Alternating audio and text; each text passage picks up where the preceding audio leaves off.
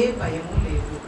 2025 సంవత్సరాల క్రిందట 2000 సంవత్సరాల క్రిందట పందెపు రంగమందు గెలిచిన మన ప్రభువు మన ప్రక్క ఉన్నాడు కనుక అపజయము రాదు. మన తెలివి తక్కువ వలన లేక భీతి వలన తప్పించుకో కోరిన ఆయన ఉన్న మనకు అపజయమే. భయపడినా దిగులు పడినా మనకే అపజయము. జయశాలి అయిన ప్రభువు నా ప్రక్కనున్నాడు కదా అంటే ఏమి భయం లేదు. యోబును గురించి సైతాను దేవునితో వాదించాడు. దేవుడు సెలవు ఇయ్యగా యోబును శోధించాను, కానీ యోబు దేవుడిచ్చను దేవుడే తీసుకునేను అని అన్నాడు. అందువల్ల అపవాది సిగ్గుపడి పారిపోయాను. అలాగే మనకును కలుగును. ఎన్ని కష్టములు వచ్చినా మనము సైతానుకు లొంగకపోతే వాడు పారిపోవును, ఇక ఎన్నడూను మన యొద్దకు రాడు. కాబట్టి మంచి శుక్రవారం నందు గల పందెపు రంగమందు మనము ఎక్కువ సహించవలెను, అప్పుడు గెలుపు కలుగును. యేసు ప్రభు శిలువ మీద ఎక్కువ బాధ సహించినప్పుడు ఎవరికి తలంచినాడని మీరు అనుకుంటున్నారు? తల్లిని శిష్యుని తలంచుకున్నాడు అనుకుంటున్నారా? నిజమే, కానీ ఆయన వర్తమానము వినుచున్న నిన్ను ఆయన 2025 సంవత్సరాల క్రిందటనే తలంచుకున్నాడు.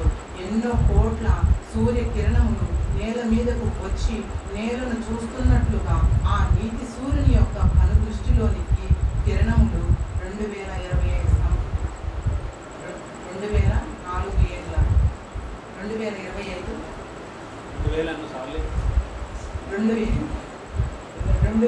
ఏళ్ల క్రిందమే రాబోచున్న నిన్నును, నీ శ్రమను, నీ సహింపును చూస్తూనే ఉన్నవి. అది మీరు నమ్మరు. శిష్యుడిని నేరస్తుడిని ఆయన జ్ఞాపకము తెచ్చుకొనేను అని అనుకుంటున్నారా? సంఘం అనే దేవాలయమును పడగొట్టండి చూస్తాను అంటున్నారా ఆయన? నా భక్తుడు ఒక అడవిలో ఉన్నాడు, ఆయనను పడగొట్టు అంటున్నారు. సంఘము పడిపోయినట్లు కనబడవచ్చు కానీ పడిపోదు. అలాగే భక్తులు పడిపోయినట్లు కనబడవచ్చు కానీ పడిపోదు. కాబట్టి సంఘములోనున్న శ్రమానుభావ శరీర శ్రమను పొందుము, సహించుము, కానీ పడవద్దు. అదే మంచి శుక్రవారం యొక్క మంచి వార్త. పడవద్దు. ఈ మంచి వార్త విని ఏడవద్దు, కానీ సంతోషించండి. అట్టి దీవెన ప్రభు మీకు దయచేయును గాక. ఆమేన్.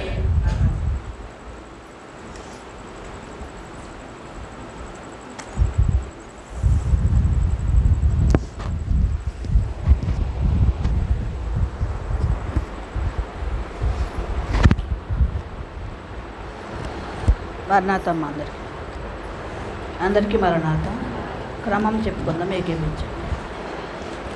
తండ్రికిని కుమారునికిని పరిశుద్ధాత్మకును ఆదియందు ఇప్పుడును ఎల్లప్పుడును యుగాయుగములందు మహిమ మహిమ మహామహిమ కలుగును గాక.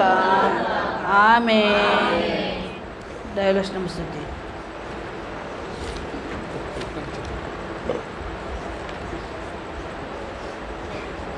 ప్రేమ స్వరూపివైన తండ్రి, భూలోకమందలి తల్లిదండ్రులు తమ బిడ్డలను ప్రేమించుట కన్నా నన్ను నీవు ఎంతో ఎక్కువగా ప్రేమించుతున్నావు. కాబట్టి నీకు నా ప్రేమ వందనములు. ఆమేన్. ఓ త్రియేక దేవుడివైన తండ్రి, సాతానును ఎదిరించవలనని నీ వాక్య గ్రంథంలో వ్రాయించినావు. ఇదిగో ఇప్పుడే ఈ సన్నిధానమందు వాటిని ఎదిరించుతున్నాము.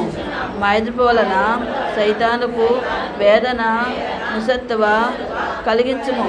మా ఎదుపు వలన నీకు మహిమ, సంగమునకు జయము కలిగించుము. ఓ సాతానా, నీకు సమయము లేదని చెప్పి నీవు మనుషులను పాపములో పడవేచున్నావు. కానీ నీవు కోరినట్లు నేను నీ మాటలు విని విశ్వాసులకు తీర్పు విధించనని ప్రభువు చెప్పుచున్నారు. ఓ చాడికోర, సిగ్గుపడి వెళ్ళిపో. ఆమేన్. దేవా, నీ చిత్తమే నా చిత్తము. నీ చిత్తమునకు వ్యతిరేకముగా నున్నప్పుడు నా చిత్తమును కొట్టివేసుకుందును. ఆమేన్. ఎప్పుడును రక్షణను గురించి కానీ రాకడను గురించి కానీ వినని వారు ఆఖరు దినమున విని తయారు కావచ్చును.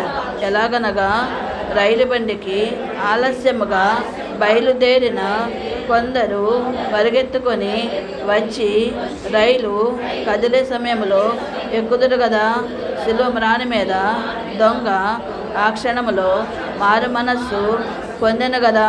అట్లు మేమును రాకడలో పాల్గొన కృప దయచేయుదువని నమ్మి నిన్ను స్తుతించుచున్నాము. ఆమె దేవుడు మీ ఎదుట ఉన్నారని అనుకొని నమస్కారము చేయండి. ఇది మొదటి మెట్టు. ఇక ప్రార్థించండి. దేవా, నా పాపములు క్షమించుము. నాకు తెలిసిన ఏ పొరపాటులోనూ పడకుండా నన్ను కాపాడము. దేవా, నా శక్తి కొలది చెడుగును విసర్జించును. నా తలంపులో కానీ, నా చూపులో కానీ, నా వింటిలో కానీ, నా మాటలో కానీ, నా ప్రయత్నంలో కానీ, నా క్రియలలో కానీ ఏ దుర్బుద్ధి చేరకుండా జాగ్రత్తగా ఉందును. దేవా, నా శరీరమును, నా ప్రాణమును, నా ఆత్మను, నా జ్ఞానమును, నా మనస్సాక్షిని, నా ఇంటిని, నాకు కలిగి ఉన్న సమస్తమును కాపుదల నిమిత్తమై నీవశము చేయుచున్నాను. సృష్టికర్తమైన దేవా, నీవు ఆది అంతము లేనివాడవు, అంత గొప్ప దేవుడవు. అయినప్పటికీ నువ్వు మా తండ్రివి, మా ప్రార్థనలు విందువు కనుక నీకు వందనములు. నువ్వు జయం గలవాడవు, ప్రేమ గలవాడవు, న్యాయం గలవాడవు, శక్తి గలవాడవు, పాపము లేని పరిశుద్ధత గలవాడవు. నీవంతటను ఉన్నావు, నా దగ్గర కూడా ఉన్నావు గనక నీకు వందనములు. నీలో ఉన్న ఈ మంచి గుణములు నాలో కూడా పెట్టినావు కనుక వందనములు. దేవా తండ్రి, నాకు కలిగిన ఎన్నో కష్టములు తీసివేసినావు కనుక వందనములు. కష్టములు తొలగించుట మాత్రమే గాక ఎన్నో ఉపకారములు చేసినావు కనుక వందనములు. నేను నిన్ను ప్రార్థించినను ప్రార్థించకపోయినను కాపాడినావు కనుక నీకు వందనములు. దేవా ప్రభువా, నేను నిన్ను కోరినను కోరకపోయినను అనేక మేళ్ళు చేసినావు కనుక వందనములు. దయగల తండ్రి, నాకేమవసరమో అవి దయచేయము. పోషణ, ఆరోగ్యము దయచేయము. దేవా, నీవే నా తండ్రివి, నా పోషకుడవు, నా వైద్యుడవు, నాకు విద్యాబుద్ధులు నేర్పుదేవుడవు. నేను ఎల్లప్పుడూ నీయందు భక్తి నిలుపగల శక్తిని అనుగ్రహించము. సమస్తమును అనుగ్రహింపగల సమర్థుడవు. నన్ను మాత్రమే గాక నీవు కలుగజేసిన సమస్తమును దీవించుము. మనుషులందరినీ రక్షించుము. నిన్ను నమ్మిన వారందరినీ మోక్షంలోనికి చేర్చుకొనుము. నమ్మని వారికి జ్ఞానం నేర్పుము. నమ్మిక కలిగించుము. వారిని కూడా మోక్షంలోనికి చేర్చుకొనుము. దేవా, నాకు మనుష్య రూపంతో దర్శనంలో కానీ స్వప్నంలో కానీ కనబడము. నాతో మాట్లాడము. నేను నిన్ను ఏమైనా అడిగిన ఎడల జవాబు చెప్పుము. ఆమె మరణాత.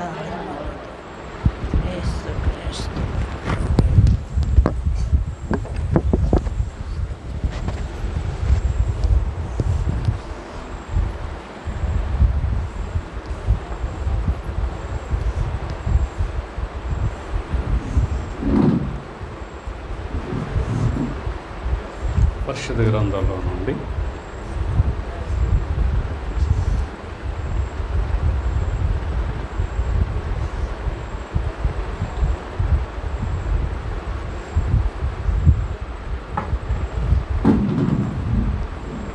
మార్కు సువార్త 10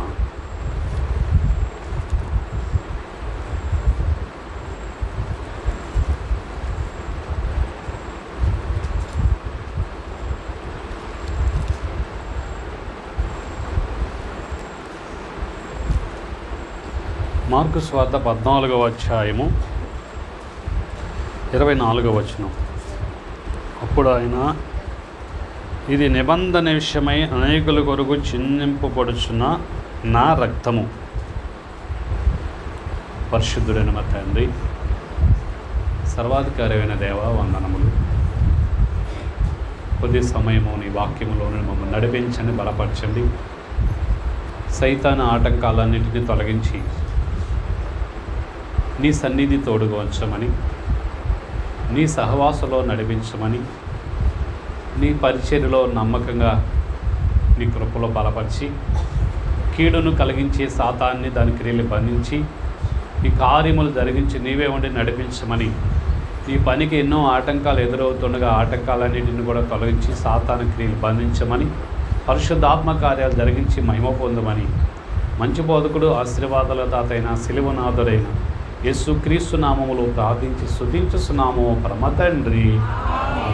ప్రభువు తన పరిశుద్ధమైన వాక్కును బట్టి మనల్ని స్థిరపరిచి మహిమ కొరకు సిద్ధపరుచునుగాక. ఆమేన్. ప్రియులారా, చదవబడినటువంటి ఈ వాక్యములో ఈరోజు పాఠము రక్తబంధము. యేసుక్రీస్తు ప్రభు వారి యొక్క రక్తము చేత మనం ఏమవ్వాలి?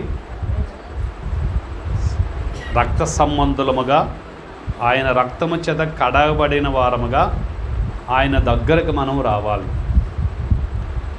దేవుడు మనల్ని సిద్ధపరిచినటువంటి గమనించినటువంటి ఏంటంటే, నిబంధన కొరకు చిందింపబడుచున్న నా రక్తము అని అన్నాడు.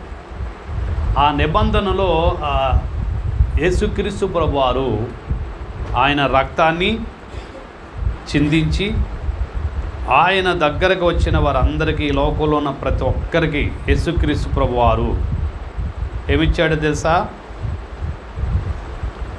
హెబ్రీ పత్రిక 9వ అధ్యాయం 22వ వచనం ఒకసారి గమనిస్తే,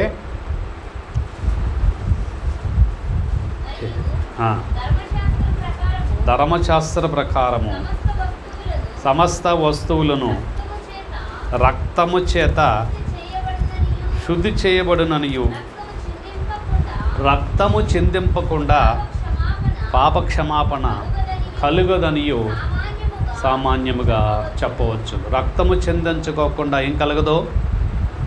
పాపక్షమాపణ కలగదు. రక్తము చిందిస్తేనే పాపక్షమాపణ కలుగుతుంది. ఆ రక్తం కూడా ఎలాంటి రక్తం అయి ఉండాలి అని అంటే, నిర్దోషి రక్తము, నీతిమంతుని రక్తము, పాపము లేని వాని రక్తము కావాలి. ఈ లోకంలో పాపము లేని మనిషి అనేవాడు ఎవరో లేరు. అందుకే యేసయ్య మానవుడిగా జన్మించి పాపరహితుడుగా జీవించి ఆయన రక్తం ద్వారా మనల్ని ఏం చేశాడు? శుద్ధి చేసి ఆయన రక్తము చేత ఆయన బిడల, ఆయన నమ్మని వారందరికీ శుద్ధి చేయటానికి పేతురు రాసిన పత్రిక 1వ పత్రిక 1:19, అమూల్యమైన రక్తము చేత అనగా నిర్దోషమును నిష్కలంకమునగు గొర్రెపిల్ల వంటి క్రీస్తు రక్తము చేత మీరేమయ్యారు? నిష్కలంకమైన యేసుక్రీస్తు యొక్క రక్తము చేత ఏమయ్యారంట? విమోచించబడి ఉన్నాము.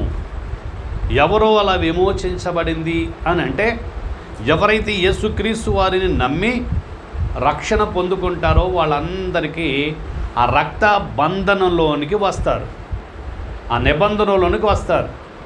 ఎవరైతే ఆ నిబంధనలోకి వస్తారో ఆ నిబంధనలో ఉన్న వాళ్ళందరికీ ప్రభు ఏం చేస్తాడు? వాళ్ళ మీద ఉన్నటువంటి దోషాలన్నిటినీ తొలగించి వాళ్ళ దోషాల నిమిత్తంగా యేసుక్రీస్తు వారు చిందించిన రక్తం చేత విడుదలను ప్రసాదిస్తాడనమాట. పాత నిబంధనలో ఉన్నటువంటి పాత నిబంధనకి ఉన్నటువంటి దానికి క్రొత్త నిబంధనలో ఉన్న దానికి తేడా ఏంటంటే, పాత నిబంధనలో ఉన్న వారికి బలులు గొర్రెలు, మేకలు, కోడెలు, పక్షులు వాటితో బలి అర్పించేవారు. ఎందుకు అర్పించేవారు అంటే పాపం వాళ్ళ మీదకి ఉగ్రత వలన, పాప ఉగ్రత వలన నశించిపోకుండా ఉండటం కొరకు బలులు అర్పించేవాడు. అందుకే అభిపత్రిలో మనం చదివిన మాటలు ఏముంది, రక్తం చిందించుకోకుండా పాపక్షమాపణ కలగదు. కాబట్టి ఎవరైనా పాపక్షమాపణ కలిగి ఉండాలంటే ఆ నిబంధనలో నిలబడి ఉండాలి. పాత నిబంధన వాళ్ళకి ఏంటంటే వాళ్ళు దేవుని దగ్గరికి వెళ్ళి, బలిపీఠం దగ్గరికి వెళ్ళి వాళ్ళ నిమిత్తంగా బలి అర్పించినప్పుడు వాళ్ళకి పాప ఉగ్రత నుంచి తప్పించుకుంటారు, కానీ పాప పరిహారం అవ్వదు. ఉగ్రత తప్పినా కానీ పాపం అలాగే ఉండిద్ది. కానీ అందరి పాపాల నుంచి విడిపించడానికి యేసుక్రీస్తు ప్రభువారు ఏం చేస్తారంటే ఆయన ఒక నిబంధన ఏర్పాటు చేశారు. అదే కొత్త నిబంధన. అదేంటి చెప్పండి? క్రొత్త నిబంధన. ఈ కొత్త నిబంధన దేని ద్వారా వచ్చిందంటే యేసుక్రీస్తు యొక్క రక్తము ద్వారా వచ్చింది. దేని ద్వారా వచ్చింది? యేసుక్రీస్తు యొక్క రక్తము ద్వారా ఒక నిబంధన వచ్చింది. యేసయ్య రక్తములో ఎవరైతే ఆ కడగబడి ఆ నిబంధనలో ఉంటారో వారందరికీ యేసుక్రీస్తు ప్రభువారు ఏం చేస్తాడో తెలుసా? విడుదల చేసి ఆయన పాపం నుంచి విడిపించి ఆ నిబంధనలో ఉన్న వాళ్ళందరూ కూడా ఉగ్రతను తప్పించి ఆయన బిడ్డలుగా ఆయన ఏర్పాటు చేసుకుంటాడన్నమాట. ఆయన బిడ్డలుగా, నీతిమంతులుగా, ఉగ్రత నుండి తప్పించుకోవటానికి. ఏం తప్పించుకోవటానికి? రాబోయే ఉగ్రత నుండి ఏమవ్వాలి? ప్రతి మనిషి తప్పించుకోవాలి. ఉగ్రత నుంచి తప్పించాలంటే ఏమవ్వాలి?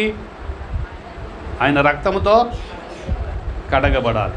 ఎవరైతే రక్తంతో కడగబడతారో రాబోయే ఉగ్రత నుండి తప్పించుకుంటారు.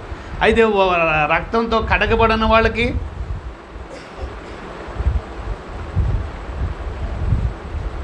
దేవునికి వాళ్ళకి సంబంధం లేదు. పాత నిబంధనలో కూడా ఒకసారి గమనించినట్లయితే నిర్గమకాండంలో ఒకసారి నిర్గమకాండం 24వ అధ్యాయము 6వ వచనం చదువుదాం.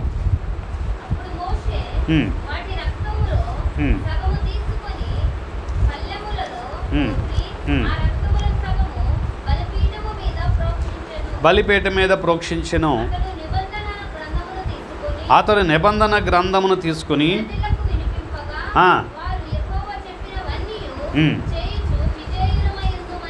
మేము విధేయులమై ఉంటాము అని అన్నారు. మోషే రక్తమును తీసుకొని ఏం చేశారు చూసారా?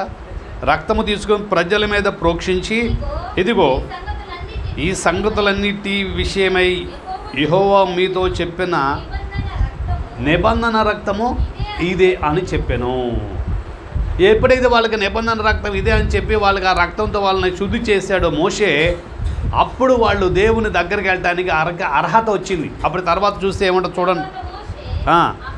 తర్వాత మోషే, అహరోను, నాదాబు, అబీహు, ఇశ్రాయేలీల పెద్దలలో 70 మంది ఎక్కిపోయి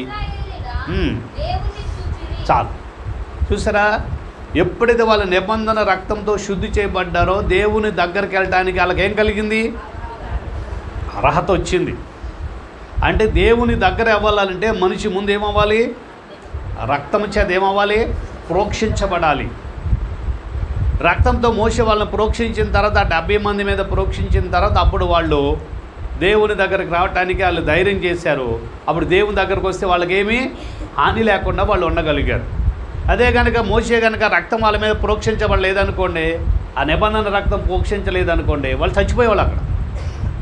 కాబట్టి పాత నిబంధనలో ఉన్న రక్తానికి కొత్త నిబంధనలో రక్తానికి తేడా ఏంటి? పాత నిబంధనలు అయితే బలి పశువుల రక్తం అందించేవారు, కానీ క్రొత్త నిబంధనలు అయితే యేసుక్రీస్తు ప్రభువారే నా రక్తము అని అన్నాడు. ఎవరి రక్తం? ఆయన సొంత రక్తాన్ని చిందించి ఆయన రక్తం చేత అందరిని ఏం చేస్తాడు? విడిపిస్తాడు. అందరి మీద ప్రోక్షిస్తాడు. ఎవరైతే ఆయన దగ్గరకు వస్తారో వాళ్ళందరి మీద ప్రోక్షించినప్పుడు వాళ్ళందరూ ఏమవుతారో, ఎవరైతే యేసయ్య రక్తం చేత ప్రోక్షించబడతారో వాళ్ళందరికీ కూడా ఉగ్రత నుంచి తప్పించుకునే అవకాశం కలుగుతుందన్నమాట. అందుకే పౌలు అంటాడు రోమపత్రిక 5వ అధ్యాయం 9వ వచనం, కాబట్టి ఆయన రక్తము వలన ఇప్పుడు మనం ఏమయ్యాం? నీతిమంతులుగా తీర్చబడి మరింత నిశ్చయముగా ఆయన ద్వారా ఆ, ఉగ్రత నుండి ఆ. రక్షింపబడుదుము. ఉగ్రత నుండి రక్షించబడుదుము. చూసారా, నీతిమంతులుగా తీర్చబడి ఉగ్రత నుండి తప్పించబడటానికి మన అందరినీ నీతిమంతులుగా తీర్చడానికి ఎవరు కావాల్సి వచ్చింది? యేసుక్రీస్తు యొక్క నిబంధన రక్తము. ఆ నిబంధనలో ఉన్న రక్తాన్ని మనం ప్రోక్షించబడితే, ఎవరి మీద అయితే ఆ నిబంధన రక్తం ప్రోక్షించబడుతుందో ఆయన నమ్మిన వారందరి మీద ప్రోక్షిస్తాడు. కాబట్టి ఆయన రక్తం ప్రోక్షించబడగానే వాళ్ళ మీదకి రాగానే అప్పుడు ఏం కలుగుతుంది? వాళ్ళకి ఉగ్రత నుంచి తప్పించుకునే స్థితి రావటమే కాకుండా దేవుడు వాళ్ళని ఉచితంగా ఏం చేస్తాడు? ఉచితంగా నీతిమంతులుగా చేస్తాడు. ఎలా చేస్తాడట? నీతిమంతులుగా. ఒక వ్యక్తి నీతిమంతుడుగా ఉండాలంటే ఏం చేయాలి? తనలో ఏ పాపము అస్సలు ఉండకూడదు. అవునా? ఎప్పటి నుంచి? పుట్టినప్పటి నుంచి. ఎప్పుడండి? పుట్టినప్పటి నుంచి ఏ పాపం ఉండకూడదు. ఏ పాపం లేకుండా ఎవరున్నారు? ఎవరో లేరుగా. మరి ఎలాగా అంటే మనం చేసుకున్న పాపాన్ని బట్టి మనం పుట్టినప్పటి నుంచి నీతిగా ఉండలేం, పాపం లేకుండా ఉండలేం కనుక అందుకే యేసయ్య ఏం చేస్తున్నాడు? ఆయన రక్తంతో ఎప్పుడైతే మనం ప్రోక్షించి నిబంధనలోనికి చేర్చుకున్నాడో అప్పుడు మనం ఏమవుతాం? వెంటనే ఉగ్రత నుంచి తప్పించబడి నీతిమంతులుగా మారతాం. ఎప్పుడైతే మనం నీతిమంతులుగా మారతామో అప్పుడు మనకేం తప్పుతుంది? రాబోయే ఉగ్రత తప్పించుకోవటమే కాకుండా నీతిమంతులుగా తీర్చబడి పరలోకానికి దేవునితో సమాధానపడే స్థితి మనకు కలుగుతుంది. ఎఫెసీ పత్రిక పౌలు 1వ అధ్యాయం 7వ వచనము, 2వ అధ్యాయం 13వ వచనం. దేవుని కృపా మహదైశ్వర్యమును బట్టి ఆయన రక్తము వలన మనకి విమోచనము, అనగా మన అపరాధములకు క్షమాపణ మనకు కలిగి ఉన్నది. చూసారా, మన అపరాధములకు క్షమాపణ కలిగి ఉన్నది. 2:13.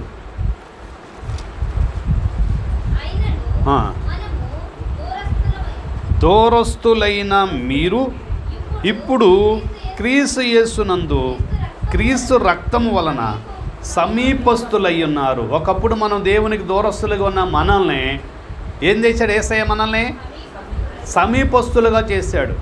ఎందుకు సమీపస్తులం అయ్యాము అని అంటే రక్తం వచ్చేది ఏమయ్యాం? నిబంధన చేయబడ్డాం కనుక ఆ రక్త నిబంధనలో ఉన్న వాళ్ళందరికీ కూడా దేవునికి ఏమవుతారు? దగ్గర అవుతారు, దేవునికి సమీపం అవుతారు అనమాట. ఇందాక మోషే వాళ్ళ మీద రక్తం ప్రోక్షించి వాళ్ళు దేవుని చూడటానికి వెళ్ళారు. అలాగే మరి యేసయ్య రక్తంతో శుద్ధి చేసిన వాళ్ళకైతే దేవుని చూడటానికి కాదు, దేవుడు ఉండే ప్లేస్కి పరలోకానికి వెళ్ళటానికి కూడా అర్హత వస్తుంది అన్నమాట. పరలోకానికి వెళ్ళటానికి కావాల్సినటువంటి నీతిని మనకు కలుగుతుంది. దేనిని బట్టి అంటే యేసుక్రీస్తు యొక్క రక్తము ద్వారా, ఆయన నిబంధన రక్తము ద్వారా మనం ప్రోక్షించబడటం వలన. ఒకవేళ ఆ రక్తం దానిక మనం ప్రోక్షించబడలేదు అని అంటే ఏ మనిషిని ఏమవ్వాల్సిందే?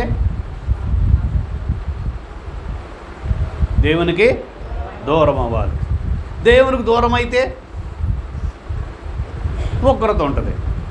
ఏముంటుంది? ఉగ్రత పాలు అవుతారు. దేవునికి దగ్గర అవ్వాలంటే నిబంధన రక్తం కావాలి. అందుకే దేవుడు మన కోసము ఆ పాత నిబంధన ఏమో ఎవరికి సిద్ధపరిచాడో తెలుసా? ఏర్పాటు ప్రజలైన వారికి మాత్రమే. పాత నిబంధన ఎవరికి? ఏర్పాటు ప్రజలకు మాత్రమే. అయితే కొత్త నిబంధన అనేది సర్వమానవాళికి. కొత్త నిబంధన ఎవరి కోసం? సర్వమానవాళి కొరకు ఆయన కొత్త నిబంధన చేసి పాత నిబంధనలో ఉన్న వారికి కూడా కొత్త నిబంధనలో వారిగా యేసయ్య రక్తంతో శుద్ధి చేయబడకపోతే పరలోక ప్రవేశం వారికి కూడా లేదు. ఉదాహరణ మీకు చెప్పాలంటే మోషే కానీ సమూయేలు కానీ గొప్ప గొప్ప ప్రవక్తలు ఎవరైనా ఉన్నా కానీ వాళ్ళు ఎంతో భక్తిగా ఉన్నారు, మరి ఎంతో నమ్మకంగా ఉన్న వాళ్ళు అయినప్పటికీ వాళ్ళకి ఎక్కడికి వెళ్ళడానికి అవకాశం లేదు, పరలోకానికి వెళ్ళడానికి అవకాశం లేదు. ఎందుకని లేదు అని అంటే అక్కడికి వెళ్ళాలంటే ఏం కావాలి? యేసయ్య రక్తం చిందించాలి. చిందించబడలేదు కాబట్టి వాళ్ళు వెళ్ళే అవకాశం లేదు. పాత నిబంధనలు అందుకే ఒక ఏలియా ఆనోక తప్ప పరలోకానికి ఎవరు వెళ్ళాల. పరలోకానికి వెళ్ళాల, పరదేశుకు వెళ్ళారు అంతే. పరలోకానికి దేవుడు ఉన్న చోటికి పరలోకం తీసుకెళ్ళాలి.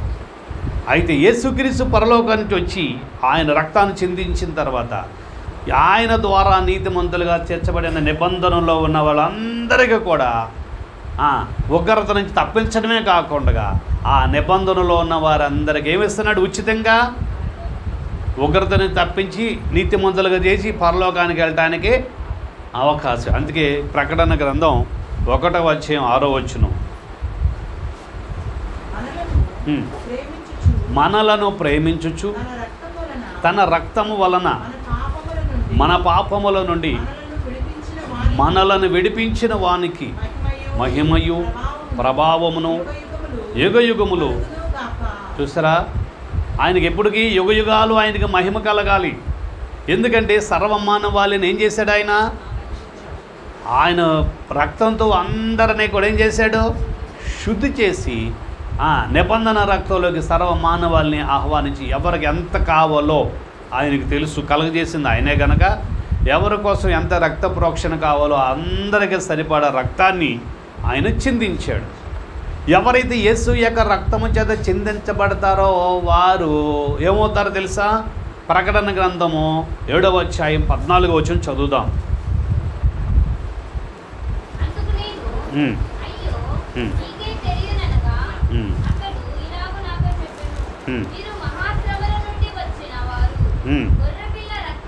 గొర్రెపిల్ల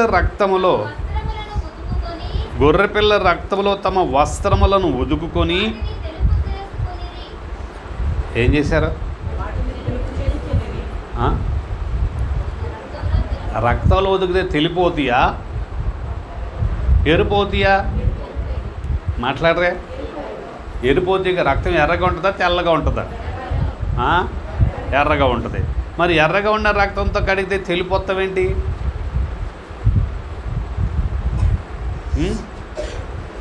తెలుపు వస్తావేంటి? ఎందుకు వస్తుంది తెలుపు?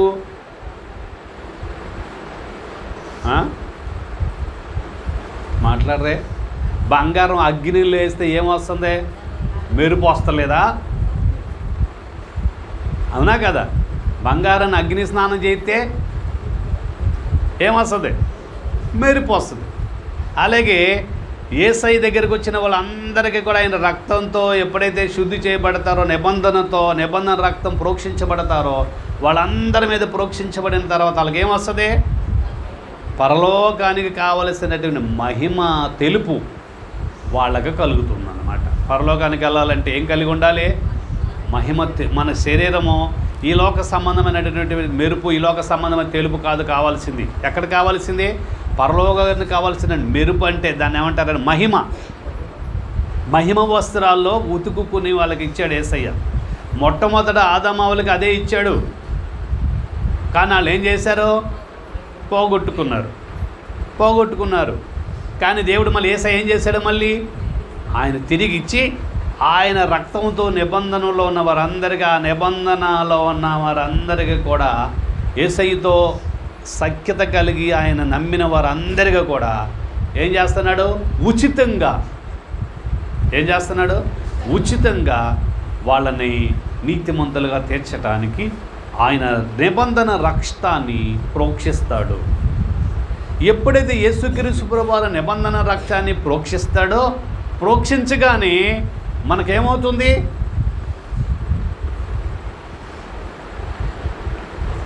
మన మీద రక్తం మామూలు రక్తం అయితే ఎర్రగా అవుతుంది, కానీ ఆయన రక్తం చిందిస్తే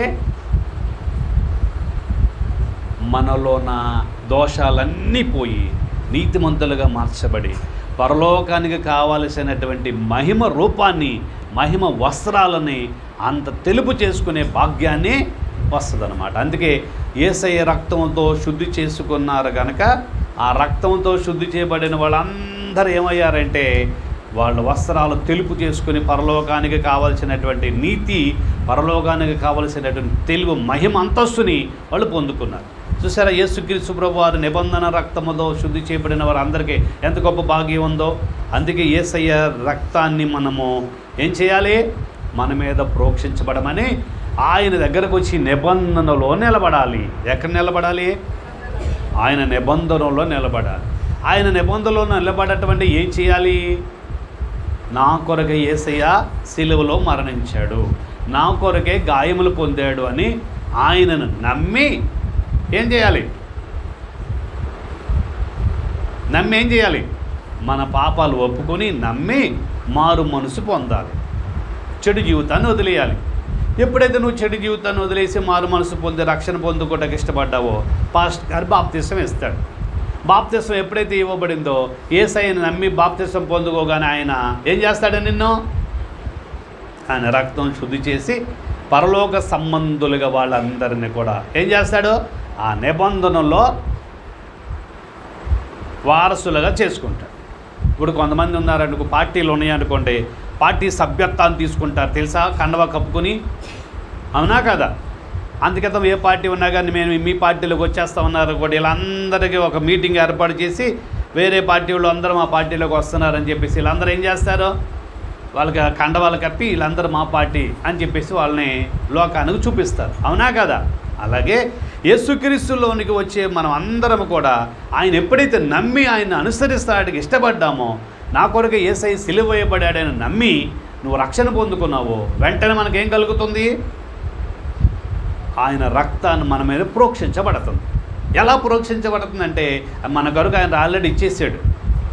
ఇప్పుడు మీరు వినండి, గాలి మన ఈ లోకంలో గాలి ఉందా లేదా? ఉందా లేదా? కనపడుతుందా? లేదు. కానీ ఏం చేస్తున్నాం? మనం పీల్చి బతుకుతున్నాం. గాలి పీల్చకపోతే బతకలేం కదా. దేవుడిచ్చిన గాలిని పీల్చి ఏం చేస్తున్నాం? బతుకుతున్నాం. అలాగే యేసు ప్రభువు మన కోసం రక్తం చిందించేసాడు కనుక మనం ఎప్పుడైతే నమ్మామో ఆ నమ్మి విశ్వసించడం ద్వారా మనకేం చేస్తాడు? ఆయన మన మీద ఆయన రక్తాన్ని ప్రోక్షిస్తాడు. అది మనకి కంటికి కనబడదు. ఆయన ప్రోక్షించినట్లుగా కంటికి కనబడదు. చూడగలిగితే దర్శనంలో కనబడుద్ది, బహిరంగ నేత్రాలకి కనబడదు. ఎందుకంటే ఆయన ఇచ్చేది మన ఆత్మ, మన ప్రాణ క్షేమం కోసం. దేనికోసం? ప్రాణాత్మ క్షేమం కోసం. శరీరానికి సంబంధించింది కాదు అది. శరీరానికి సంబంధించింది కాదు అది. ఆత్మ ప్రాణం రక్షించబడటానికి ఇచ్చింది. మన ప్రాణాత్మ రక్షించబడాలంటే ప్రాణాత్మ కనబడిద్దా? మాట్లాడరా? కనబడదు. అలాగే ఆయన రక్తం కూడా నీ మీద ప్రోక్షించినట్లుగా కనబడదు. కానీ ఎప్పుడైతే నువ్వు నమ్మి విశ్వసించి నువ్వు నమ్మావో, అందుకే విశ్వాసం అంటే ఏమని చెప్పుకున్నావు? అదృశ్యమైనవి ఉన్నవి అనుటకు రుజువు. విశ్వాసం అంటే ఏంటి? యేసయ్య రక్తం కూడా మనకి కంటికి కనబడదు, కానీ మన మీద ఏం చేస్తుంది? మనం అడగగానే ప్రోక్షిస్తాడు. ఎప్పుడైతే ఆయన రక్తాన్ని ప్రోక్షించాడు సర్వమానవాళి కోసమో, ఆయన ప్రోక్షించిన రక్తము చేత ప్రోక్షించబడ్డామో మనకి కనబడదు, కానీ అదృశ్యంగా ఉన్నది మన మీద ప్రోక్షించబడినప్పుడు మనలోకి వస్తుంది. అలాగే మనం నెల నెల ద్రాక్షరసం తీసుకుంటాం. ద్రాక్షరసం కనబడిద్ది, కానీ రక్తం దాంట్లో కనబడిద్దా? కనబడదు. అవునా కదా? కనబడదు. కానీ మనం తీసుకునేది ద్రాక్షరసమే, కానీ అందులోకి ఏమొస్తుంది? యేసయ్య రక్తాన్ని పంపిస్తాడు. అది కాబట్టి ఎప్పుడైతే మనం విశ్వసించి మనం ఆయన వైపు చూసుకుని విశ్వాసంతో మనం క్రమాన్ని జరిగించుకుని తీసుకుంటామో దాని వలన మనకేం కలుగుతుంది?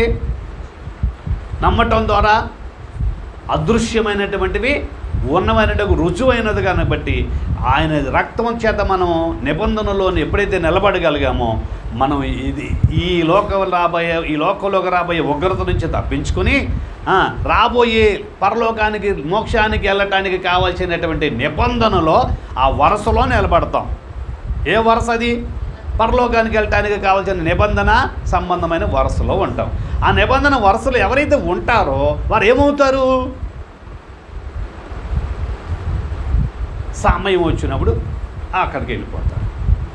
మనం ఆ నిబంధనలు ఉన్నాం కనుక ఆ నిబంధనలు ఉన్న వాళ్ళు శుద్ధి చేయబడిన వాళ్ళ పేరు పరలోకంలో రాయబడద్దు కనుక వెంటనే మనం ప్రాణాత్మ ఈ లోకాన్ని మనం ఖాళీ చేస్తున్నట్టు మనం అక్కడికి వెళ్ళిపోతాం. లేకపోతే రాకడ వస్తే వెళ్ళిపోతాం సిద్ధపడితే. అలా రాకడ వచ్చినా వెళ్ళిపోతాం, మనం ఈ లోకాన్ని ఖాళీ చేసినా వెళ్ళిపోతాం. ఎవరు వెళ్ళేదంటే ఎవరైతే యేసు ప్రభు రక్తము చేత శుద్ధి చేయబడి నిబంధనలో ఉన్న వాళ్ళు మాత్రమే అవకాశం. నిబంధనలో నేలుమలకి అవకాశము అందుకే యేసుక్రీస్తు ప్రభువు అందరినీ కూడా మీ అందరికీ కూడా నిబంధన రక్తం, ఇది నేను నా రక్తం ఇస్తున్నాను మీ అందరి కోసం కూడా ఉచితంగా ఇస్తున్నాను కనుక మీరందరూ ఏం చేయాలి? నన్ను నమ్మి మీరేం చేయాలి? నా నిబంధనలో నిలబడని అంటున్నాడు. ఎవరైతే ఆయన నిబంధనలో నిలబడతారో వాళ్ళందరికీ కూడా ఆయన నిబంధన రక్తంతో శుద్ధి చేసి ఆ రక్తముతో మనల్ని తెలుపు చేసుకుని మనం పరలోకానికి వెళ్ళటానికి అర్హత దేవుడు మనకి ఇస్తాడు. అందుకే యేసయ్య భూమి మీదకి రావడానికి కారణం రక్తం చిందించడానికి మానవ శరీరం ధరించాడు. రక్తం అనేది మనిషిగా వస్తుంది, అవునా? దేవదూతకి రక్తం ఉండదు, దేవుడికి రక్తం ఉండదు. ఎందుకంటే ఆయనకి ఏం లేదు, శరీరం లేదు కాబట్టి. అందుకే యేసయ్య ఏం చేశాడు? మన కోసము మానవ శరీరం ధరించుకుని రక్తాన్ని చిందించాడు. రక్తాన్ని చిందించాడు కదా, మరి ఆ రోజు చిందించేస్తే అయిపోయింది కదా అని అంటే, ఆ రోజు చిందించేసాడు అయిపోయింది కదంటే, మరి మనం ఎప్పుడో పెళ్లి చేసుకుని బతికినంతకాలం భార్యాభర్తలు అవట్లా? ఎప్పుడో పుట్టిన పిల్లోడు ఎంత పెద్దోడైనా నేను నీ బిడ్డనేంటి, ఎప్పుడో పుడితే అప్పుడు కూడా నీ బిడ్డనా అంటే అడ్డ కుదిరిది. ఇది బంధం. బిడ్డ ఏమో పేగు బంధం, అన్నదమ్ములేమో రక్త బంధం. యేసయ్య దగ్గరికి వచ్చిన వాళ్ళ నిబంధన బంధం. అర్థమైంది ఇప్పుడు? నీకు నాకు సంబంధం లేదు అసలు అన్నాం అనుకో, పేగు బంధాన్ని బిడ్డ పుట్టినప్పుడు బిడ్డనైతే నేను ఎదిగినాక నే బిడ్డను ఎత్తుకోవుతాను, ఎంత ఎదిగినాకంటే పుట్టినప్పుడు ఆ పేగులోంచి నువ్వు పోషించబడ్డావు. ఆ పేగు లేకపోతే నీకు బతుకలేదు కనుక పేగు బంధం తల్లిది, అవునా కదా? రక్త బంధం తండ్రిది, అవునా? ఈ రెండు బంధాలు లేకపోతే మనిషి లేడు, అవునా కదా? అలాగే యేసుక్రీస్తు ప్రభువారి దగ్గరికి వచ్చినప్పుడు ఆయనతో మనం నిబంధన బంధములో, ఆయన రక్త నిబంధన బంధంలో ఉండాలి. ఎప్పుడైతే ఆయన నిబంధన బంధంలో మనం ఉన్నామో, మనం ఎప్పుడు ఏ క్షణంలో ఏమైనా సరే మనకి ఏం బాధ లేదు. ఎక్కడికి వెళ్ళిపోతాం? చక్కగా డైరెక్ట్గా యేసయ్య దగ్గరికి వెళ్ళిపోతాం, నో డౌటింగ్, బాధ లేకుండా. ఒకవేళ ఆ నిబంధన బంధంలోంచి మనం బయటకు వెళ్ళామనుకో, సాతానుగాడు ఏం చేస్తాడు? అడగొట్టి నాశనం చేసేస్తాడు. అందుకే ఆ నిబంధన రానివ్వకుండా, నిబంధన బంధన లేనివ్వకుండా, ఆయన రక్తాన్ని చిందివ్వకోకుండా ఎన్నో ఆటంకాలు పరిచాడు సాతాను. యేసయ్యని ఆటంకాలు పరిచాడు. అంతేకాదు మనల్ని కూడా ఆయన నిబంధన బంధనంలో ఉండకోకుండా మనల్ని తొలగించడానికి అనేక ప్రయత్నాలు చేస్తాడు. తెలుసా? సైతానికి ఎంత పని చేస్తున్నాడు చూసారా? ఎన్ని ఆటంకాలు పరుస్తున్నాడు చూసారా? ఎన్ని ఆటంకాలు వస్తాయి చూసారా? ఏం చేయకూడదంటే, ఈ మనుషులకి ఏం తెలియకూడదు, ఈ నిబంధన సంబంధం ఏంటో దీంట్లో ఉన్న విషయం తెలియకోకుండా మనుషులందరూ కూడా ఏదో బతుకుతున్నాం అనుకుంటారు. ఈ లోకంలో ఉన్న వాళ్ళందరికీ జీవితం ఏంటి తెలుసా? ఈ శరీర జీవితమే జీవితం అనుకుంటారు. అది వాస్తవమైంది, నిజమైంది కాదు. అది నిజమైన జీవితం కాదు, అశాశ్వతమైంది ఈ శరీర జీవితం. ఏ క్షణంలో ఏమైపోతాం మనకి తెలియదు. నిజమైంది ఏంటంటే ప్రాణం, ఆత్మ. దానిని రక్షించడానికి, దానిని విడిపించడానికి మనం నిబంధనలో నిలబడాలి. యేసయ్య నిబంధనలో నిలబడితే అప్పుడు మనల్ని ఆయన విడిపిస్తాడు. అర్థమైందా? అందుకే యేసయ్య మనిషి పాపం చేసినప్పుడు, ఆదమ అవ్వలు చేసినప్పుడు వాళ్ళను కూడా విడిపించడానికి జంతువు బలి చేశాడు. ఏం బలి చేశాడు? జంతువు బలి. ఎందుకంటే పాపం ఏం కోరుతుంది? బలి కోరుతుంది. పాపం ఏం కోరుతుంది? బలి కోరుతుంది. అందుకే ఆ రక్తాన్ని చిందించాడు మొదట్లో ఆదమాలు బతకడానికి కొంతకాలం. అలాగన మీరు బతికినంతకాలం ఇక మీద ఏం చేయాలంటే, మీరు ఏదైనా చేసిన దేవుడి దగ్గర రావాలంటే రక్తం చిందించిన తర్వాతే దేవుడి దగ్గర రావాలి తప్ప రక్తం చేత్తో పట్టుకోకుండా కనుక వచ్చారంటే మీరు నశించిపోతారని మోషే చెప్పాడు. అందుకే భక్తులు పాతనమ మోషే వరకు కూడా ఏమైంది? వాళ్ళకే భక్తులైన వారు అబ్రహాం అయినా, ఇస్సాక్ అయినా, యాకోబు అయినా దేవుని దగ్గరికి వెళ్ళాలంటే, ముందు దేవునితో మాట్లాడాలంటే బలి అర్పించినాక దేవుని దగ్గరికి వెళ్ళేవాడు. బలి అర్పిస్తేనే కానీ దేవునికి దగ్గర వెళ్ళడానికి అవకాశం దొరకదు అనమాట. ఎందుకంటే మనిషి పాపము నుంచి విడిపించబడాలంటే బంధకాంచి తప్పించబడాలి కాబట్టి. అందుకే యేసుక్రీస్తు ప్రభువారు అయితే ఇక ఈ లోకంలో సర్వమానవాళ్ళని రక్షించడానికి ఆయన రక్తాన్ని చిందించాడు కనుక కొత్త నిబంధన వాళ్ళకి ఇంకేమి పని లేదు. ఇంకా గొర్రెలతోనూ ఎడ్లతోనూ ఇక ఈ లోక సంబంధ రక్తంతో పని లేకుండా ఆయనే మనకు ఉచితంగా రక్తాన్ని చిందించిచ్చాడు కనుక దానిని ఏం చేయాలి? మనం మన మీద ప్రోక్షించబడడానికి ఆయన దగ్గరకు వచ్చి మన విశ్వాసంతో నమ్మి ఆయన పాదాల దగ్గర మోకరించి నీ రక్తంతో నన్ను శుద్ధి చేయి ప్రభువా అని మనం ఏం చేయాలి? మనం ఆయన్ని వేడుకుని పాపాన్ని ఒప్పుకుంటే ఆయన దగ్గరకు వస్తే ఆయన నిబంధనలలో మనల్ని ఏం చేస్తాడో చేర్చుకుంటాడు. అందరిని చేర్చుకుంటాక ఆయన ఇష్టపడుతున్నాడు, కానీ కొందరే వస్తున్నారు. రానోళ్ళు వాళ్ళ కర్మ. ఎవరైతే వచ్చి ఆయన నిబంధనలు నిలబడతారో నిలబడిన వారికి మాత్రమే. ఎంతోమంది చదివి పరీక్ష రాస్తారు, కానీ అందరూ పాస్ అవుతారా? పాస్ అవ్వరు. కొంతమంది ఫెయిల్ అవుతారు. ఎందుకంటే వాళ్ళు సరిగా చదవరాపోవటం, రాయిపోవటం నిర్లక్ష్యం. అలాగే దేవుని దగ్గరికి వచ్చిన వాళ్ళు అందరూ కూడా నిబంధనలు ఉంటారంటే కూడా చెప్పలేము. మరి మీరు ఉన్నారో లేదు మీకే తెలియాలి. యేసయ్య రక్తము నిబంధనలో మీరు ఉన్నారంటే ఆ నిబంధన రక్తములో మీరు నీతిమంతులుగా తీర్చబడి ఏమవ్వాలి? పరలోకానికి వెళ్ళడానికి సిద్ధపడి, అలాంటి సిద్ధపడి ఆయన కొరకు ఎదురు చూచి ఆ నిబంధన రక్తములో సిద్ధపరిచిన వాళ్ళందరూ కూడా పరలోకానికి వెళ్ళినప్పుడు అక్కడికి వెళ్ళాక మన అంతస్తుని బట్టి, మన చేసిన భక్తిని బట్టి, మనకున్నటువంటి ఈ లోకంలో మనం చేసుకున్నటువంటి నమ్మకత్వాన్ని బట్టి ఎవరు అంతస్తు వాళ్ళకి ఇస్తాడు. అందరికి ఒకే అంతస్తు ఉండదు మళ్ళీ. అవునా కదా? భోజనాలు పెట్టారనుకోండి, ఒక్కొక్కరు ఎక్కువ తింటారు, ఒక్కొక్కరు తక్కువ తింటారు. అవునా కదా? అలాగే మరి దేవుడి దగ్గరికి వెళ్ళినా కూడా ఎవరు చేసుకున్నంత, ఎవరి క్రియలను బట్టి, ఎవరు చేసుకున్నంత బట్టి వాళ్ళకి అంతస్తును ఆయన ఇస్తాడు. అసలు అక్కడికి వెళ్ళాలంటే బేసిక్ ఏం కావాలి? ముందు ఆయన రక్తంతో నిబంధనలో ఉండాలి. నిబంధనలు అంటే ఉగ్రత నుంచి తప్పించబడి వెళ్ళటానికి అర్హత. అందుకే ప్రకటన గ్రంథంలో 7:14 సజీవం కదా, వాళ్ళందరూ ఆయన రక్తంతో శుద్ధి చేయబడిన వాళ్ళు మాత్రమే వెళ్ళారని ఉంది. వాళ్ళే కాదు, ఈ లోకంలో ఉన్న వాళ్ళందరూ కూడా ఆయన రక్తంతో శుద్ధి చేయబడి ఏం అవ్వాలి? నిబంధన రక్తం ద్వారా పరలోకానికి. అట్టి ధన్యత ప్రభు మనందరికి దయచేయునుగాక. పరిశుద్ధుడైన మా ప్రభువా, నిబంధన రక్తములో మేమందరము కూడా, నీ నిబంధన రక్తములో, ఆ బంధన రక్తములో మేమందరము శుద్ధి చేయబడి ఈ లోకంలో ఉన్నటువంటి దోషాలన్నిటిని కూడా పరిహారము పొందుకుని నీ అడుగు జాడలలో మేము నడవటానికి నీ సహాయం మీరు మాకు దయచేయండి. నీ కృప దయచేయండి. నీ సన్నిధి మాకు తోడుగా ఉంచండి దేవా. ఏకీభించిన ప్రతి ఒక్కరికి నీ దీవెన అనుగ్రహం చేయండి. నీ సన్నిధిలోకి వచ్చిన ప్రతి ఒక్కరిని కూడా నిబంధన రక్తంలోనికి ఆహ్వానించే దేవుడు అయినావు కనుక ప్రతి ఒక్కరి ఈ లోకంలో ఉన్న మనుషులందరికీ కూడా అందరి కొరకు నువ్వు నాయన కొత్త నిబంధన సిద్ధపరిచి సర్వ మానవాళికి నువ్వు అవకాశం ఇచ్చావు కనుక నీ నిబంధనలో ఏకీపించిన వారందరికీ కూడా అటు ధన్యత ఇవ్వడానికి ఇష్టపడుతున్న దేవుడు కనుక అటు నిబంధనలో మేమందరం కూడా పాలు పొందుకోవటానికి, ఆ ఉగ్రత నుండి, దోషాల నుండి తప్పించుకొని దేవా పరలోకానికి వెళ్ళటానికి కావాల్సిన నీతిని, పరిశుద్ధతను పొందుకునే ధన్యతని నీ నిబంధనలో ఉన్న వారికి మాత్రమే కలుగుతుంది కనుక ఆ నిబంధన బంధకాల్లో మేము ఎందరూ నీ నిబంధన బంధకములో నిలబడి నీవు మమ్మల్ని పరలోకానికి చేర్చే వరకు నీ సన్నిధిలో నమ్మకంగా జీవించగలిగిన విశ్వాసము దయచేయమని ప్రతి ఒక్కరితో నువ్వు కనబడి మాట్లాడి శుద్ధి చేసి దేవా పరలోకంలోనైనా ప్రకటన గ్రంథంలోకి వెళ్ళిన సంఘం ఎలాగైతే శుద్ధి చేయబడిందో, గొర్రెపిల్ల రక్తంలో ఉదకబడి పరలోకానికి ఎలాగైనా వెళ్ళిందో సంఘం, అలాగ మేము ఆ సంఘంలో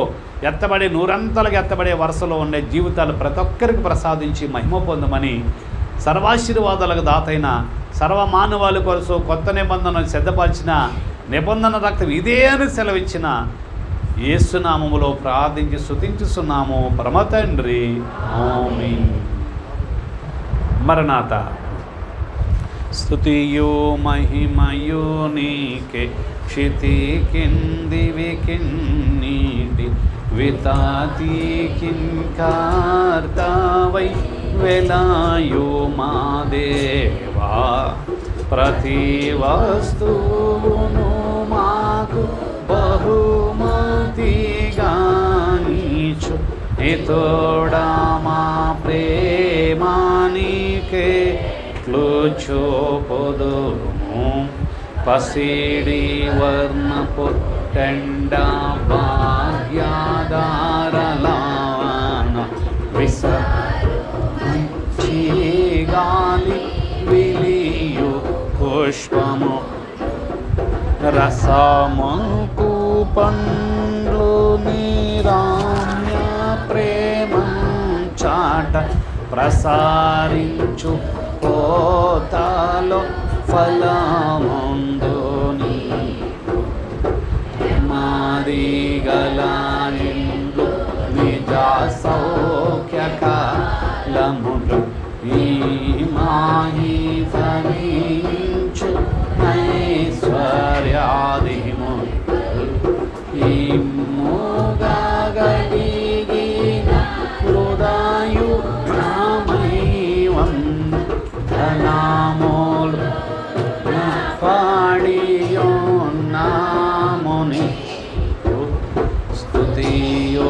మహిమయో నీకే క్షితి కిందివి కింది దావై వేదాయో మాదే. పరిశుద్ధుడైన మా తండ్రి, నీ సన్నిధిలో అర్పించబడిన ప్రతి అర్పణను అంగీకరించి నీ ఆశీర్వాదాలు అనుగ్రహించేసి నీ దీవెన అనుగ్రహమైతే మహిమ పొందమని సర్వాశీర్వాదాల దాతైన నా సన్నిధులు వట్టి చిత్రులతో కనబడొద్దని సెలవిచ్చిన ఆశీర్వాదాల దాతైన పేదరాలు అర్పణ అంగీకరించిన యేసునామములో ప్రార్థించి సమర్పించుచున్నాము పరమ తండ్రి, ఆమేన్. పరిశుద్ధుడ సర్వాధికారి జీవాధిపతి అయిన దేవా వందనములు. నీ నిబంధన రక్తములో నీతో మేమే ఆ నిబంధనలో పొందుపంచుకొని దేవ పాప బతుకులను మమ్మల్ని మేము విడిచిపెట్టి నీతిమంతులుగా తీర్చడానికి మా కొరకు నువ్వు సిద్ధపరిచిన గొప్ప భాగ్యాన్ని బట్టి నీకు వందనములు. మేమెవరము నీతిమంతులము కాదు, కానీ మమ్మల్ని నీతిమంతులుగా చేయడానికి నువ్వు ఇచ్చిన గొప్ప భాగ్యాన్ని బట్టి ఉచితముగా నీతిమంతులుగా చేయడానికి ఉగ్రత నుంచి తప్పించుకోవటమే కాకుండా నీతిమంతులుగా చేసి నిత్య రాజ్యానికి వారసత్వాన్ని పొందుకునే భాగంగా నాయన నిబంధన రక్తములోనికి మమ్మల్ని ప్రవేశపెట్టిన దేవా, నీ రక్తంతో శుద్ధి చేసి దేవా, నీవు కలువరులో కార్చిన రక్తాన్ని దేవా నిన్ను నమ్మిన వారందరి మీదకే ప్రోక్షించి దేవా మహిమ రూపంలోనికి మార్చడానికి శుద్ధి చేయడానికి నిబంధన రక్తాన్ని ప్రసాదించిన దేవా వందనములు. దేవా మా కొరకు నువ్వు రక్తాన్ని చిందించినప్పుడు ఎంత శ్రమ అనుభవించి ఉన్నావో దేవా, ఒళ్ళంతా గాయములు, ఎంత శ్రమ అనుభవించావు ప్రభువా. నువ్వు పడిన శ్రమ ఏ మానవుడు భరించలేడు, అనుభవించలేడు. ఒళ్ళంతా రక్తము ముళ్ళ కిరీటము తలపై పెట్టిరి సోదరా, ఒళ్ళంతా రక్తము ముళ్ళ కిరీటము తలపై పెట్టిరి సోదరా, ఒకడు బల్యంబుతో బుడవా నీలో రక్తము గారి చిల్లోలాయెను సోదరా, ఒకడు బల్యంబుతో బుడవా నీలో రక్తము గారి చిల్లోలాయెను సోదరా. అవునయ్యా, ఒళ్ళంతా రక్తముతో మమ్మల్ని శుద్ధి చేయటం కొరకే నీ శరీరంలో ఒళ్ళంతా గాయాల చేత నింపబడి నీ ఒంటిలోని ప్రతి రక్తపు బొట్టు చివరి రక్తపు బొట్టు వరకు మా కొరకు కార్చిన దేవుడు నాయన. ఎంత శ్రమ అనుభవించావో, నువ్వు పడిన శ్రమ ఏ మానవుడు అనుభవించలేడు కదా. కొంచెం నిప్పు గుచ్చుకుంటేనే మేము బాధపడిపోతామయ్యా. కటకట పాపశ్ర పటమో బాపుటాకింత ఏటులో చేతివి సోదరా, ఎట్లా ఓర్చుకున్నావయ్యా. ఏ మానవుడు నీలాంటి బాధను భరించలేడయ్యా. ఒక్కడిది భరించలేకపోతే అందరిది నువ్వు భరించావంటే నువ్వు పడిన శ్రమ వర్ణించలేని అంత భయంకరమైనది నాయన. ఆ శ్రమ, ఆ బాధని మా కొరకు భరించి నువ్వు పడిన శ్రమ, ఎండచే గాయములు మండుచున్నవి సోదరా అన్నారు. అవునయ్యా, కొంచెం గాయం వస్తే ఎండ పడితే ఎంత మంట పడుతుందో మాకు. అవునయ్యా, ఎండచే గాయములు మండుచుండేను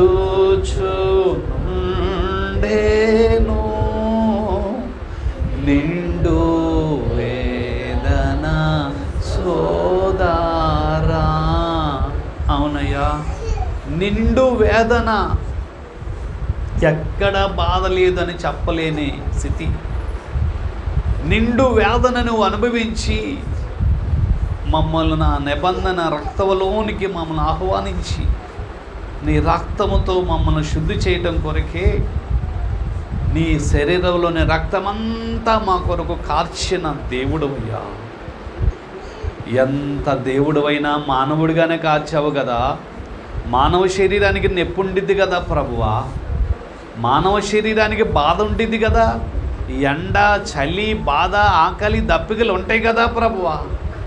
కానీ నీవే మా కొరకు కార్చిన రక్తాన్ని, నిండు వేదన అనుభవించావు.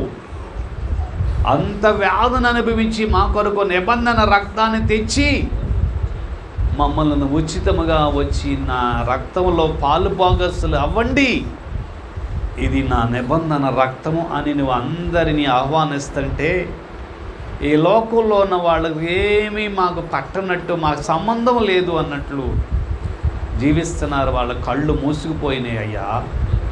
నిన్ను ఎరగని వారి కనులు మూసుకుపోయిన అంటున్నామే, కానీ నేను ఎరిగి ఉన్నామని చెప్పుకున్న వాళ్ళు కూడా నీకు దూరంగా జీవిస్తుంటే మరి వారి కళ్ళు ఏమైనాయి? అవును ప్రభువా, చూడని వారు గుడ్డివారు అని అనుకుంటుంటే చూసేవారు ఏమవుతున్నారు? అందుకే నీవు అన్నావు, చూసేవాళ్ళు గుడ్డివాళ్ళు కావాలి, చూడని వారు చూడగలగాలి అన్నావు. గుడ్డివారైనా కానీ నీవుని నమ్మితే చాలు, నీవు రక్తంతో శుద్ధి చేస్తావు. కాబట్టి ఆత్మీయ అంధత్వంలో ఉన్న వాళ్ళందరినీ కూడా, ఆత్మీయ అంధత్వంలో ఉన్న క్రైస్తవులని, మాయలో ఉన్నటువంటి లోక సంబంధమైనటువంటి ఈ చీకటి అంధకారము చేత బంధించబడుతున్న అన్యులని నీ దగ్గరకు రప్పించుకోవటానికి నువ్వు ఆహ్వానిస్తున్నావు. కానీ ఎవరు వచ్చి నిన్ను నమ్మి నీ దగ్గరకు వచ్చి విధేయతలు కలిగి నీ అడుగు జాడలలో నిలబడటానికి విధేయత కలిగి పుచ్చుకుంటేనే ఆ నిబంధన రక్తంలో మేము పాలు పోగస్తులం అవుతాము. పాత నిబంధనలో తేడా వస్తే ఉగ్రత, కానీ ఉగ్రతను తప్పించడానికి నీవు మా కొరకు రక్తాన్ని చిందిస్తే మేము ఎంత చులకనగా చూస్తున్నాము నిన్ను. కనీసం నువ్వు చేసిన త్యాగానికి నీ ఎడల కృతజ్ఞత చూపించలేని బ్రతుకులైపోయినాయి అయ్యా. ధ్యానించలేని స్థితి. మా కొరకు ఎంత శ్రమపడి నువ్వు తీసుకొస్తే ఉచితంగా నిబంధన రక్తాన్ని నిన్ను ధ్యానించి ఉచితంగా పొందుకొని నిన్ను ఆరాధించి నిన్ను అనుసరిస్తే చాలు, ఆ భాగ్యం ఇస్తాను అంటున్నా.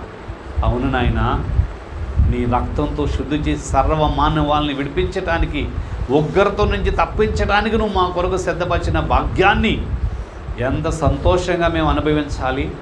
లేకపోతే ఉగ్రతలో నశించిపోవాలి కదా ప్రభువా.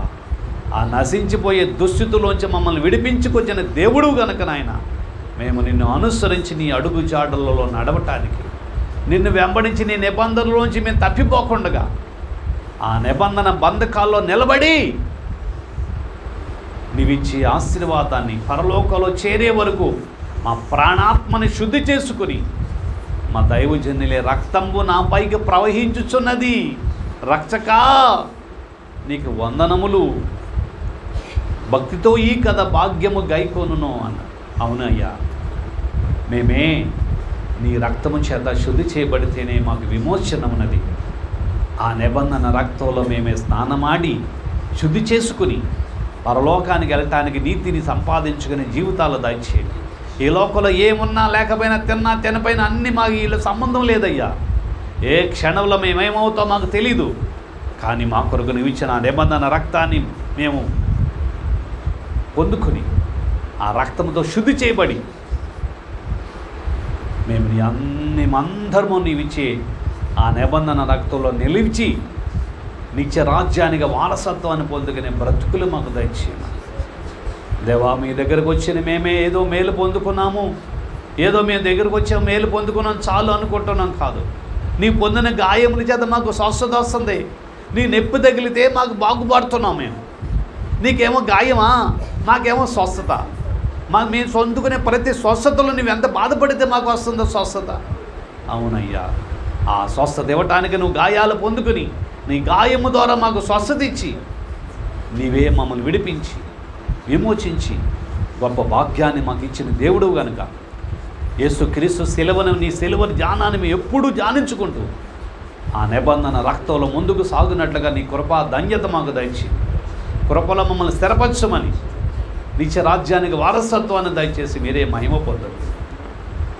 కృపా దీవులతో ప్రతి ఒక్కరిని బలపరచమని, నీ ఆత్మతో మమ్మల్ని అభిషేకించమని, నీ మహిమ కొరకు ఎదురు చూచే విశ్వాసంతో వద్దలు చేయమని, మంచి బోధకుడు ఆశీర్వాదాలకు దాత జవాధిపతి దేవాది దేవుడే ఇదిగో వస్తున్నానని సెలవిచ్చిన సిలువనాథుడైన యేసునామములో ప్రార్థించి స్తుతించుచున్నాము పరమ తండ్రి. ఆమేన్. తండ్రి, కుమార, పరిశుద్ధాత్మ త్రియేక దేవుని ఆశీర్వాదం దీవించి వద్దలు చేయనుగాక. ఆమేన్. మరణాత. ప్రార్థన చేసుకో. అందరు ప్రార్థన చేసుకొని పర్లవ ప్రార్థన చేసుకో.